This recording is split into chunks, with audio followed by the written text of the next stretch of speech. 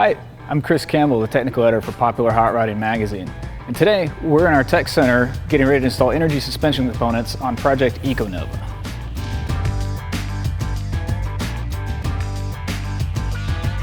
Now, Energy Suspension has been working on their polyurethane formula for roughly 25 years now. They've developed their own proprietary mix called Hyperflex. Now, all of these parts here are available for pretty much any muscle car. We've got shackle bushings here. They're much more durable and stand up for decades longer than the original rubber stuff. You also get much thicker plates. We've also got the leaf spring pads available and control arm bushings.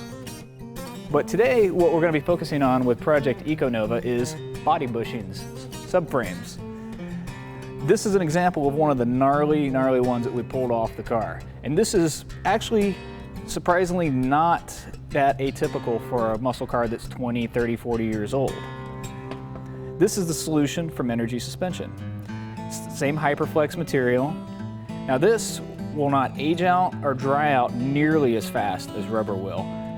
So basically, where you've got a limited amount of time with this, you're pretty much the life of your car with this. This little bit right here is all that's keeping everything from shifting around in the front end. So if this is loose, your front suspension is loose, the steering is loose, everything is loose.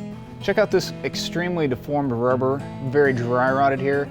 And what's more, if you'll notice up here, there should be a bushing between the chassis and the subframe. There's nothing left on this car. It's completely rotted away. Now over to this side, you can see one of the Energy Suspension bushings that we've already installed. We've got correct gap between the body and the subframe, and we've got a bushing now that'll be there for the life of the car. We're going to show you how to switch one of these. Not as hard as you might think, actually. We've got Corey Bedorta from Gen 4 Racing. He's done plenty of these subframe bushing swaps, so he's going to show us the easiest, most effective way to get this done, which is obviously, if you got a rack or a lift that you can use, do that. First step we're going to do is we're going to remove both rear subframe bushings. See the condition of it. Once we do that, we will then jack up the front of the car slightly just to relieve a little bit of load on the rear of the subframe. When the car is jacked up, we can go ahead and use a pry bar, pry down with just a little bit of effort, and you'll be able to remove the upper half of the stock bushing. Once you have both those out, you can go ahead and slide the new bushing in and align it up with a bolt hole.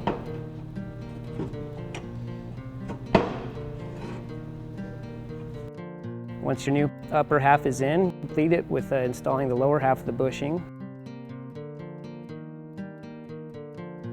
Once the bolt's started by hand, you can go ahead and finish tightening it up with the impact. You don't have to worry about over-tightening them because there is a sleeve in there that will stop once it is fully compressed. Now that the bolts are tight, you can go ahead and lower the car back down, and you're finished. Now the body mount kit will have all 6 mounting points, including the front and mid subframe mounts, which have already been installed on this car. So today we upgraded all the suspension bushings on Project EcoNova with stuff from Energy Suspension. Now to find out more info and find parts for your car, check out energysuspension.com.